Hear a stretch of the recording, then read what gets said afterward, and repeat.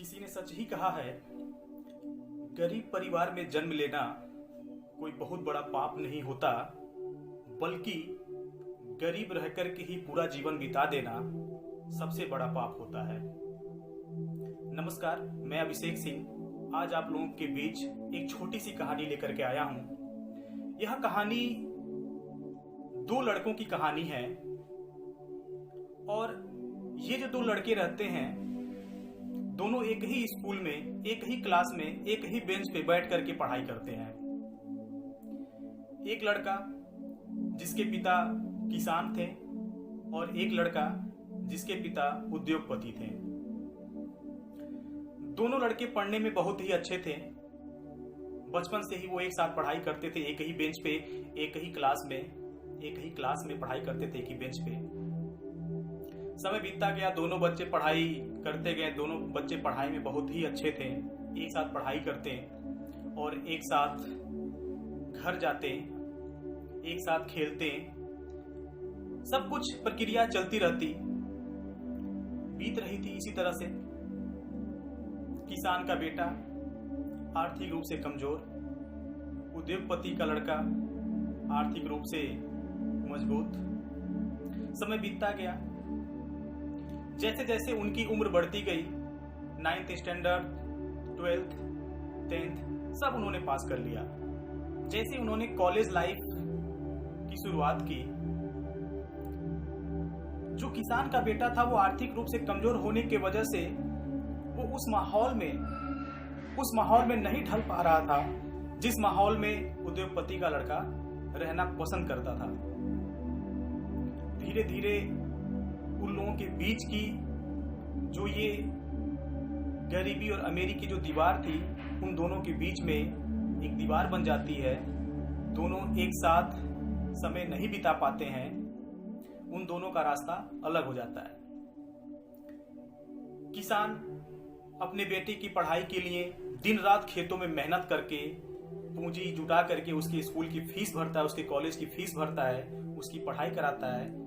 और यह सब उसका बेटा देख करके उसके मन में यही रहता है कि मेरे पिताजी इतना मेहनत करते हैं मेरे लिए, मैं ऐसा क्या करूं कि मेरे पिताजी का यह जो मेहनत है वो जाया ना जाए, बेकार ना जाए।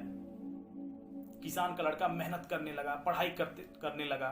और वहीं दूसरी तरफ जो उस उद्योगपति, पूंजीपति का जो लड़का था, वो गलत संगत का असर होने की वजह से वो नशे का शिकार हो गया। वो घूमना फिरना, पढ़ाई पर बिल्कुल ध्यान न देना।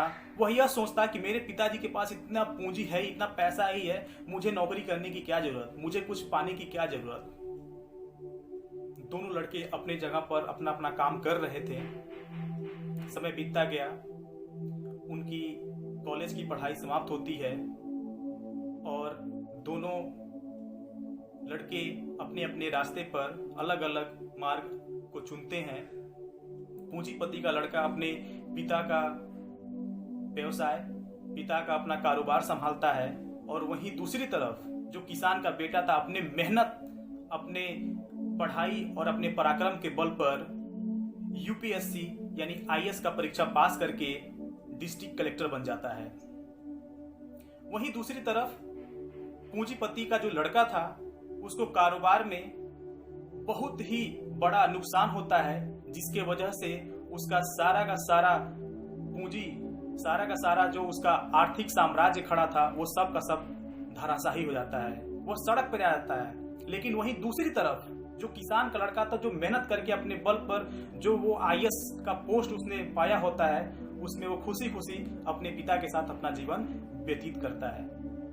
तो यह छोटी सी कहानी हमें यह सीख देती है कि हमें जीवन में अगर कुछ बनना है तो उसके लिए हमें पहले एक मार्ग अपनाना पड़ेगा।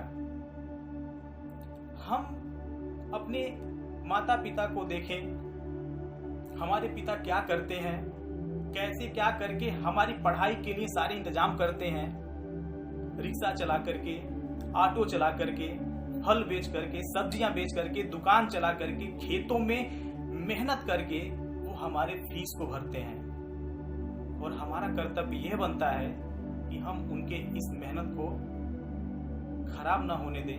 हम मेहनत से ईमानदारी से पढ़ाई करके उनके सपनों को पूरा करें। कोई भी पिता यह नहीं चाहता है कि हमारा बेटा हमारे तरह ही फल बेचे, सब्जी बेचे, ऑटो चलाए या फिर दिन रात खेतों में जाकर के कुदाल चलाए या फिर मजदूरी करे।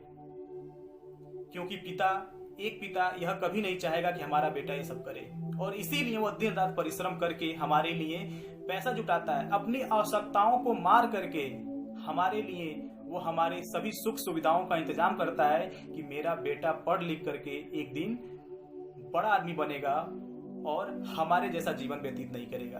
एक माता पिता का अपने बच्चों के प्रति यह जो समर्पण होता है उस पे हम बच्चों को जरूर अमल करना चाहिए, और अपने माता पिता के इस कह सकते हैं कि माता पिता का जो यह कर्तव्य है, माता पिता का जो यह योगदान है हमारे प्रति, माता पिता का जो परिश्रम है उसको हम जाया ना जाने दें।